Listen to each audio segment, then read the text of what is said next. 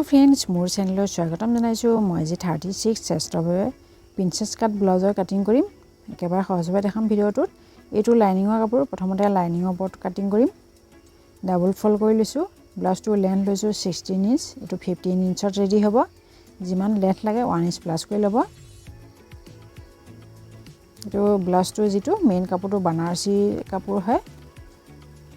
এতিয়া ডিপনিকৰ ৰেকৰ্ডিংৰ শোল্ডাৰ লৈছো 5.5 ইঞ্চ দুঠাইত দি সমান কৰি লৈছো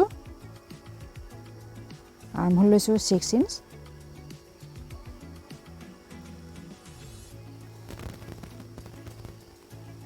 এতিয়া 36 চেষ্টৰ 4 ভাগৰ ভাগ লৈছো 9 ইঞ্চ আৰু 1.5 ইঞ্চ মাৰ্জিন লৈছো ওয়েস্ট 32 হয় তাৰ 4 ভাগৰ ভাগ 8 ইঞ্চ 1 ইঞ্চ বেক ডাৰ্টৰ বাবে আৰু 1.5 ইঞ্চ মাৰ্জিনৰ বাবে ললো এনেকৈ আপুনি যিকোনো সাইজৰ ব্লাউজৰ মেথডখিনি এইদৰে ইউজ কৰি কাটিং কৰিব পাৰিব এতিয়া 1 ইঞ্চৰ শেপ দিলো আৰ্ম হোলৰ কৰ্নাৰটোৰ ফালৰ পৰা শেপ দি এফালে অকমান ডাউন কৰি দিলো নেক উইথ ৰাখিছো 2.5 ইঞ্চ বেক নেক লেন্থ ৰাখিছো 10 ইঞ্চ আপুনি কম বেছি কৰিব পাৰে 3 ইঞ্চ ৰাখিছো তলৰ ফালে বহলটো বক্স বনাই ললো ইয়াত মই ৰাউন্ড শেপ দিছো আপুনি যিকোনো শেপ দিব পাৰে নেকৰ ফালে অকমান ডাউন কৰি দিম যে বেক পাৰ্টটো কাটিং কৰি লম ফ্ৰন্ট পাৰ্টটো কাটিং কৰিম তাৰ পিছতে ফ্ৰন্ট পাৰ্টটোৰ বাবে প্ৰথমতে হাফ ইঞ্চ এক্সট্ৰা লৈ লম প্ৰিন্সেছ কাটৰ বাবে আৰু এটো ফ্ৰন্ট ওপেনত তৈয়াৰ হ'ব যেহেতু হাফ ইঞ্চ এফালে এক্সট্ৰা লৈ লম হুক আৰু কাচপটিৰ বাবে তে দুইটাল চিনৰ লগত মিলাকৈ বেক পাৰ্টটো বহাই দিম সাইডখিনি সেম টু সেম ড্ৰ কৰি লম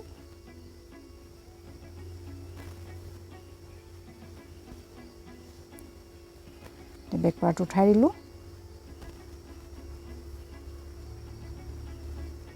আৰ্ম হোলৰ সিম কেডল টানি লম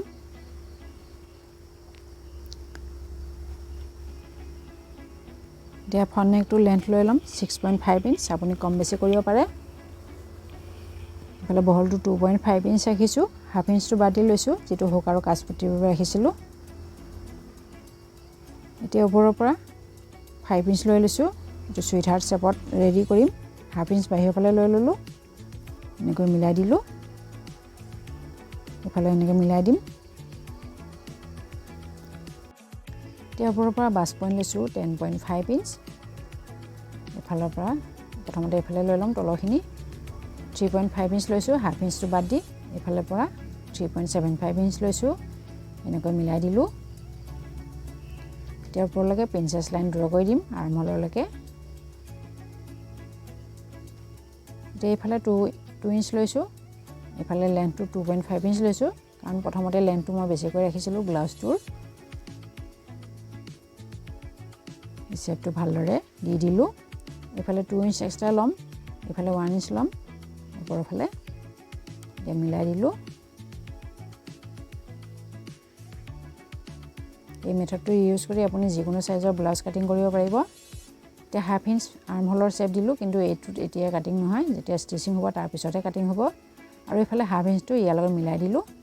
এতিয়া কাটিং কৰি লম কাটিং কৰি ললো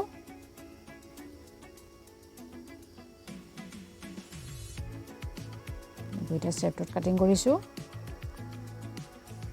ইয়া জয়েন্টটো খুলি লম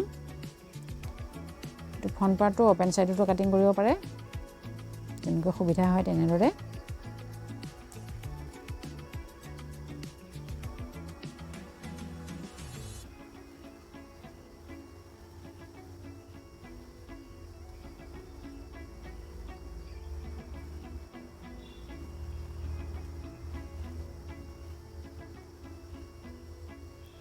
এই দুটা পাৰ্ট ৰেডি হৈ গৈছে প্ৰিন্সেছ পাৰ্ট দুটা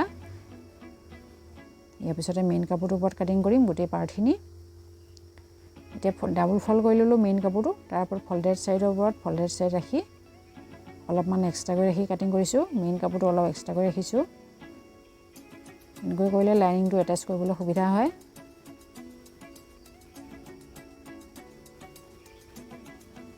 এতিয়া নেকটো কাটিং কৰি লম লাইনিংৰ নেকটো ভিডিঅ'টো চাই ভাল লাগিলে লাইক কৰিব কমেণ্ট কৰিব আৰু এনেকুৱা ধৰণৰ ভিডিঅ' পাবৰ কাৰণে চেনেলটো ছাবস্ক্ৰাইব কৰি বেল আইকনটো ক্লিক কৰিব নাপাহৰিব এতিয়া বাকি পাৰ্টখিনি এনেকৈ ডাবল ফল্ডেডৰ ওপৰত ৰাখি কাটিং কৰি ল'ম অলপমান এক্সট্ৰা কৰি ৰাখি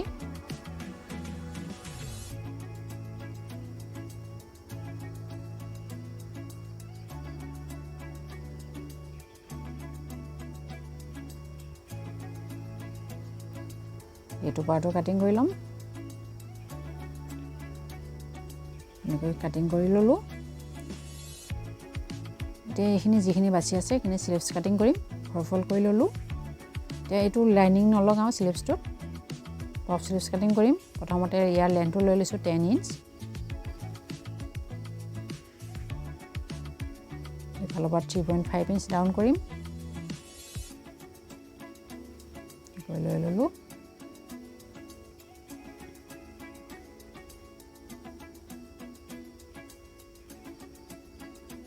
স্লিভছ ৰাউণ্ড 10 হয় তাৰ হাফ 5 লৈ লৈছোঁ আৰু 1.5 ইঞ্চ মাৰ্জিন লৈছোঁ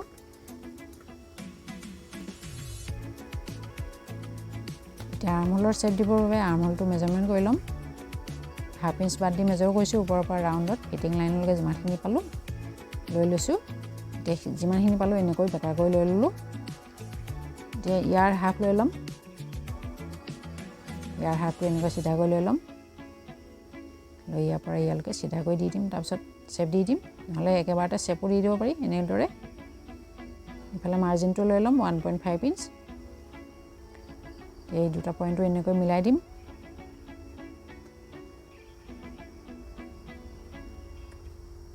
এতিয়া পপ স্লিভছৰ বাবে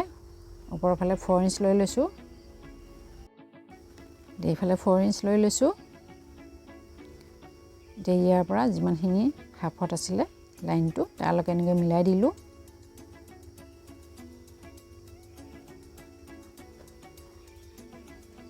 এইখিনি এনেকৈ মিলাই দিলোঁ এতিয়া কাটিং কৰি ল'ম স্লিভছটো কাটিং হোৱাৰ লগে লগে ব্লাউজ কাটিং কমপ্লিট হৈ যাব ভিডিঅ'টো চোৱাৰ বাবে ধন্যবাদ